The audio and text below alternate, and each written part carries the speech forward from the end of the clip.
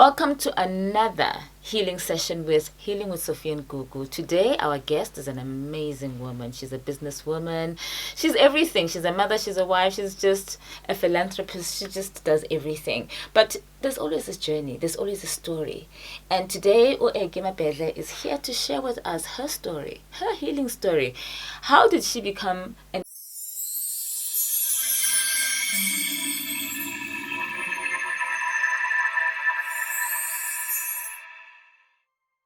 end up looking so fabulous and looking like there are no troubles, there's no history, there's nothing. And some of us, we carry so much with us every day of our lives, and we don't realize, Uguti, some people look amazing, but there's so much inside that is burning. There's so much inside that is unresolved.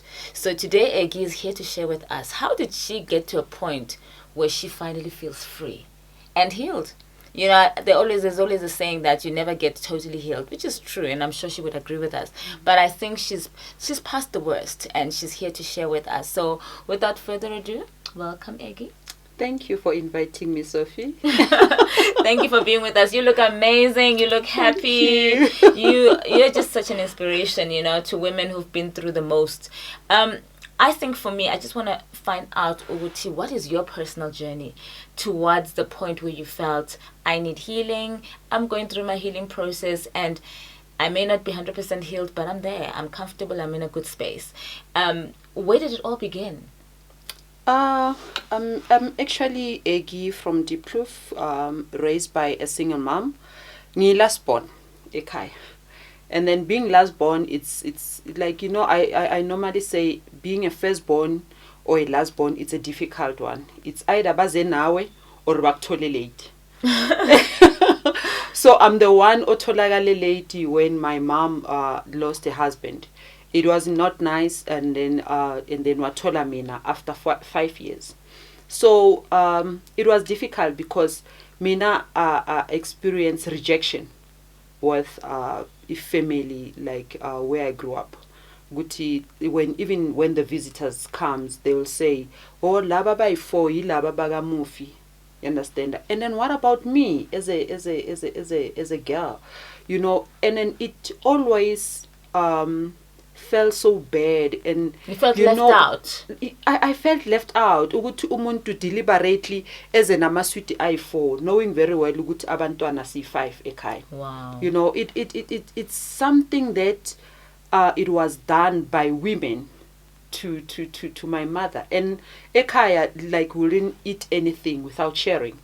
And instead, my brother. And your mother taught you those values. Yes. Okay. Yeah, like it's like we were very grounded. Uguti, we cannot eat omunyangadli because she was single, hardworking. Actually, I was raised by Imbogoto, if I can say that.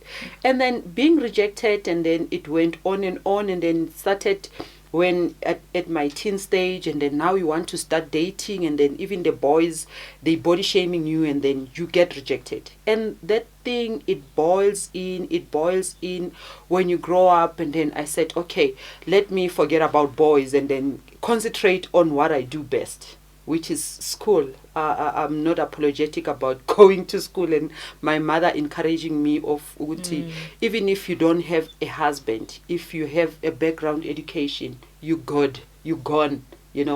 And then that's what you focused on. I focused on. And then it was good up until I started, like, maybe like this anger, it's coming through the story that my mom will tell me, Uguti, no, you like when your dad passed away, and then this is why they treated me, like ubaba, I still smell the body, the composed body of your dad in this house. Okay, so now you say your mother taught you the values of sharing, the values of all my kids are my kids, yes, and there's no separate one. Now, when it came to her emotional stability as a mother, because now we're going back to her and how it affected you to eventually say, my mother said. Now, yes, she was that Mbogoto woman on the one side, and on the other side, she was going through a lot as a mother. She was. What is it that she transferred to you as a girl child that had her own challenges, as you're speaking about the stench that you're talking about? What is the stench that you're referring to? Ukubandlulula. She taught us in loving people unconditionally. you know, she's passed on 2011. But what I'm greatest of being the daughter, the last born child of my mother, is she left us a legacy of love. You know, if I say we five, and then I've got three brothers and a sister, we five, and it's so amazing how we love each other. You know, because that's what she instilled. Yes, it's like she loved us so unconditional. And bengeke ushuguti utanda Sophie than mina, or utanda it was her personal secret. Yes, like even now we're still asking each other. My brother, he's now approaching 60.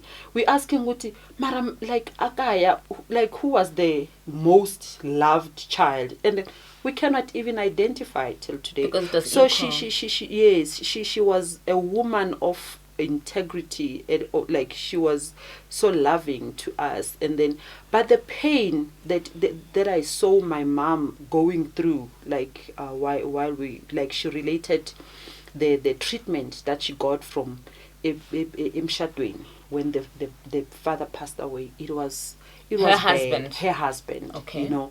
And then it was so bad in a way that, like, she'll relate how they treated her. We're from Guyana, okay, like, yeah. And then Sake Etipkloof, and then Bebati. What was she doing egoli?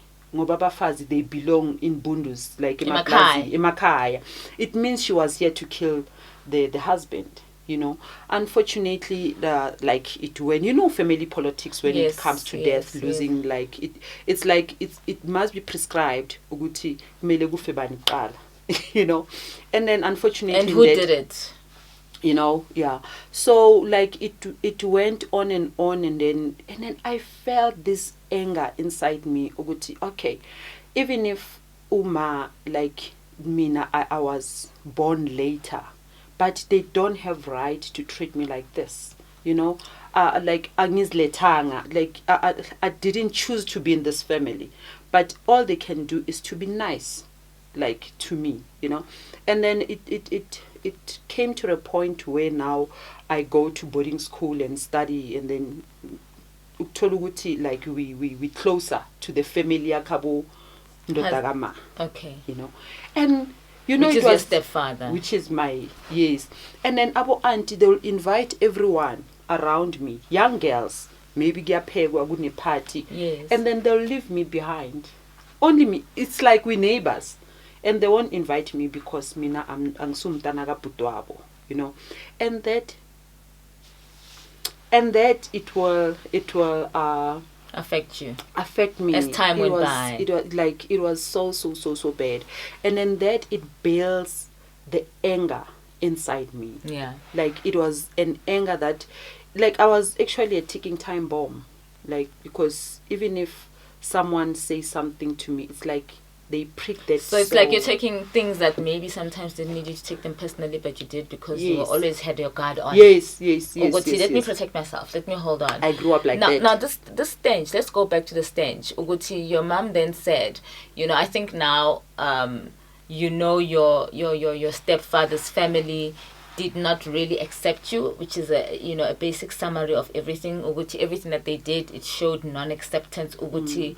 This is a child we are adopting. They did not adopt you. They knew of you, you were there, but they did not adopt you. Hence, they would leave you out because it was like, this is an outsider to us and our values. You know, we don't want to take in a child from the outside that we don't even know. But then when your mother lost your stepfather, the very person that your step family was ill-treating you about, what journey did she go through and why did it affect you? The journey, it hurts when you are a daughter seeing your mother grieving. Like, it was a lifetime grief. You know, sometimes we don't grieve because of people that are dead. We grieve because of how people treated us during the grief. You know, like it has had that impact. It was so amazing that my mom was this hardworking person, and she was striving every now and then that, like, as a woman, I must make sure that I must protect my kids from these people. You know, I must, because they wanted to take every, like, bana from Yena because she like they wanted the house actually to be locked and then but my mom refused and say, I'm staying with my kids here, you know. I'll suffer. Like I'll stay with my kids and then I'll make sure that I put food on the table. It doesn't matter how is it gonna come from. So that thing when she related to us and then as kids and then she was relating in a way, Uguti, I want you to see it's because I'm not working. It's because I didn't go to school. You know, that's why maybe I'm treated like this.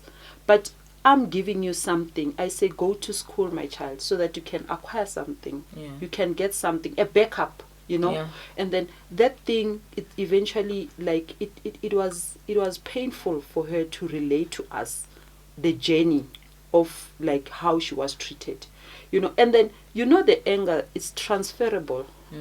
Because you know when you love your mother, Queen, you love them unconditionally, and when they hurt, you hurt. Yeah. That's Yeah. You know. Yeah. It hits home in a way, Guti. Because you're close to your mom and you have a close personal to them. relationship. So when you're sitting next to her and she's going through stuff, Yes. you feel it. Now, there was this stench that you're talking about that your mother then announced at some point. What stench was that? And why did she mention it and what did it do to you? Yeah, like, you know, when she said at some point, like the very same time when she lost my father, Your stepfather? my stepfather, Okay. the government, like they used to kept people in a mortuary for 2 weeks. And then after 2 weeks, they said, here's your person. Like, if you can. But, and then because of she couldn't afford to bury the husband, the body like stayed in the house for 2 weeks, another 2 weeks. So umuntu Released abole, from a mortuary? Yes, umuntu abole, like, you know, ibungus phume, the smell of a dead body In the house? in the house. Where all So, 5 of you were? No, like it was still 4 of them. I was not born yet. Oh. Yes. Now so she's just later. relating a She's story. just relating. So, and then now and then she'll say to us, "Uzwa ngathi kunuka," like the body of, like, you know, it's like it was in her mind. I could tell that it was in her mind that this thing, it was here. So that it can only be because she was not healed from what she went through. Yeah. You know, it was a pain that, like, it was in her for a long time. And then when she related that, obviously you cannot relate such thing with a smile. You could see the pain and say, how could they do that to my mother? You know, if umuntu atinte, we normally say watinta bafazi watinta umbokodo, but I say watinta mamam utinte mina. It goes straight to my heart, you know. And then I wanted to fight my mother's battle and wanted to show the family Uguti, this is who we are, and we're still going to stand. And then until when sing sebenza and say, you know what, it's of no use to be angry for this people. Yeah. At the end of the day, we are family. If something bad happen, my mom will say, I abu antuako, like there's this and this. You must go down to Gianni. And then I said, why am I still angry about the rejection? You yourself, yes. Why am I still angry about the rejection? I must find peace on what happened. Maybe they didn't knew Uguti, I'll grow up to be this woman that I am today. So it went on, and then that's where now they started to want it to be closer to me. No, well, you're older now when they want to be closer older. to you. I'm older. And are you 20, successful by that 21, time, 21, career-wise? Yes, 21, 22. And then now I just bought my first house at 22. And then everyone wants to visit, even Abo Auntie Labebati. Like, no, yes, they are the one who wants to visit. Did you forgive them? Yeah, I think long time. Before they even came to say before they even came, because I think sometimes rejection and then anger, if you're hungry, that's where it boils in. Yeah. You know. Yeah. But if uzenzele izinto zakho, you're working, I see no use ukuthi ngibabambe. And babonile ukuthi you don't need them anymore. Yes. And you probably never needed them because you're such a supportive mother. Yes, you know. And then they came, and then like they're my aunt. Even today, like I just lost the aunt in January. The remaining aunt. Correct. And then I buried her. You know, I buried her. She's my aunt. You know, for a fact ukuthi like aboputi yes. She's my aunt. It won't change. You know, I'm sitting here and I'm thinking ukuthi in the process of you forgiving them, it was also part of your healing. Because these are the very same people that you say it used to hurt you. Ukuthi esikolweni they were saying bad things about you. Your peers when you're growing up with them and they never really accepted you, even finding a partner, boyfriend as a teenager is one of the most exciting times of exploring. And even then you felt like nobody's there for you. Nobody's looking at you. You know, as a mantombazane, you go home and you say, yo, I think that guy looked at me. Even though he probably never noticed you, but it's just an exciting thing. You know? And that's just a phase that we all go through, you know, whether it happens or not, but you get your Prince Charming, but it's just a phase. And then, you know, in that time where you find that this family that is your family now with your siblings is not caring for you. They don't care for you. They even utter it. They don't care for you. When did you get to a point to say, I have healed? Because now you're saying at age 22, you're working, they came, you accepted them, which means you had made a decision. Ukuthi, sharp. Forgive. They literally don't know what they're doing. And I mean, I'm going to show them what is love. How did you get to that point? Because pain is pain, you know, and we all have beautiful big hearts. But let's take away the beautiful big heart and be realistic. What journey did you go on as a young woman who is successful at the age of 22? What moved you to say, I'm putting this behind me? And what tests came to poke you to say, has she really forgiven? Because now you can say forgive me, but are you sure? What made you sure for yourself? You know, like Queen, forgiving it's setting yourself free. Yeah. If you forgive someone, it doesn't matter like how can they say they are sorry. Yeah. It's like you're setting yourself free in a way you're not angry anymore. You know, and then that it was a process, because at first when they came, even when they're sitting at the sofas in my house, I'll say, and then these people, are they for real? You know. And then when time goes on, and then luckily I'm married to a gentleman who said to me, you know, when I related the story, and then he said to me, Aggie, you must forgive those who wrong me. And I thank God for the journey, because he helped me to forgive them and say, let the past be the past. All I can do is to show them love and show them and teach them this is how it was supposed to be from the beginning, you know. And you know, every 6 months I'll drive alone, not with my siblings.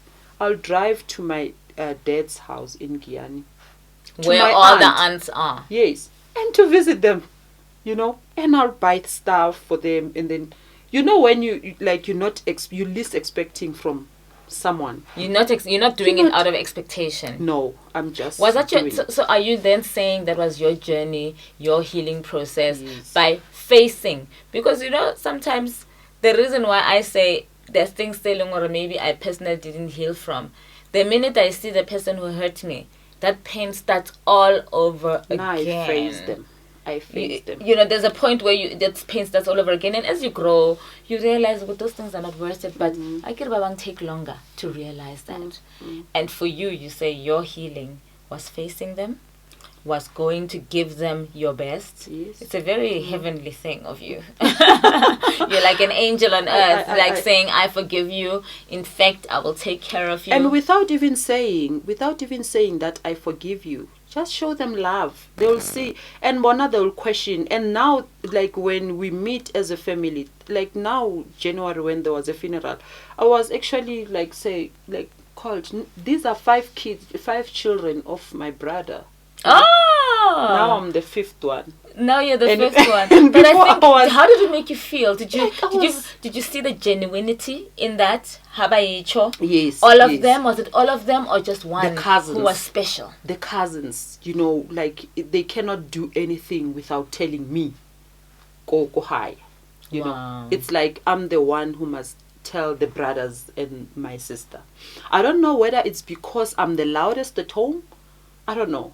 Or maybe it's because they see there's a potential of, because she's an entrepreneur, she's doing it for herself. So she can activate things. She can activate things. You'll never know, because people, when they do something, they expect to benefit something, but like it was so genuine. And yeah, I felt so appreciated by everybody. So that alone, it says a lot, and it means a lot for me.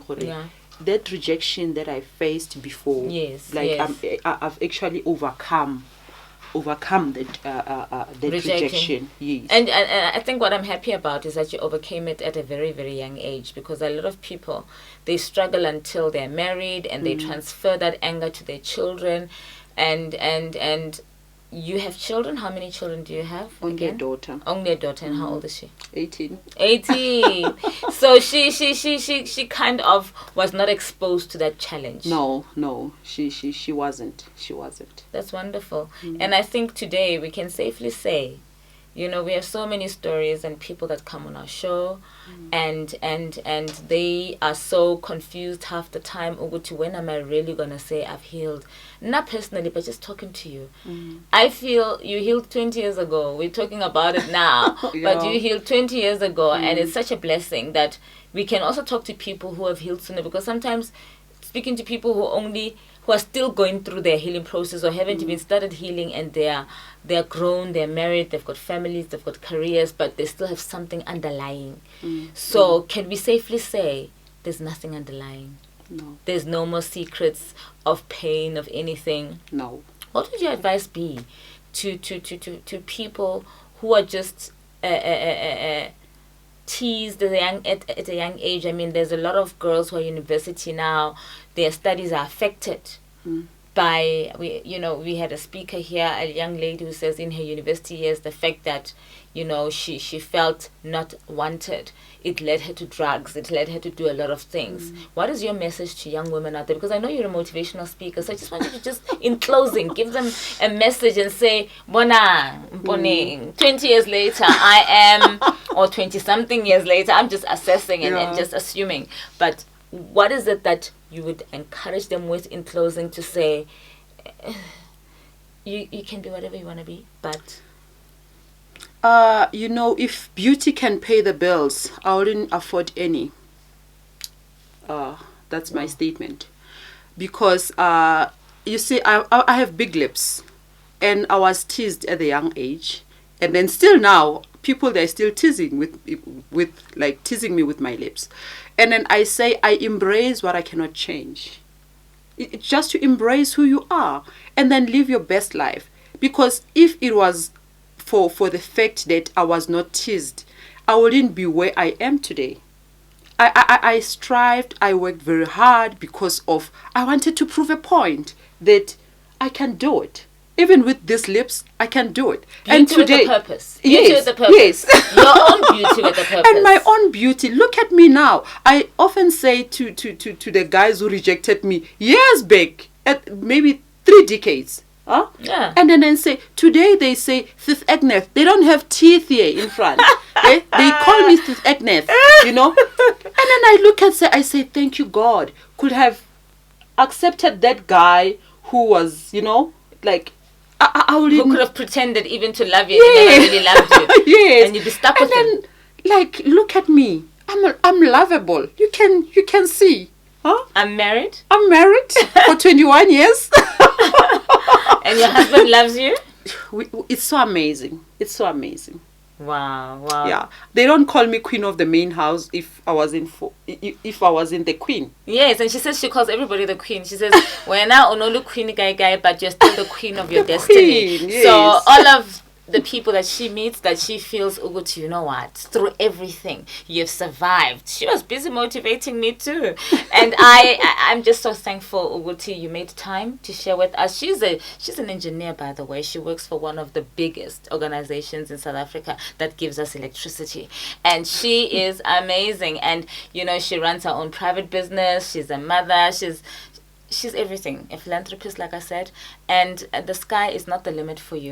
Thank you so much, Aggie. Thank you. We look forward to inviting you to one of our other sessions in the near future, because we need people like you. We need people of substance, people who are going to change lives, and this is just the beginning. So thank you for joining us on Healing with Sophie and Gugu. Till next time, God bless.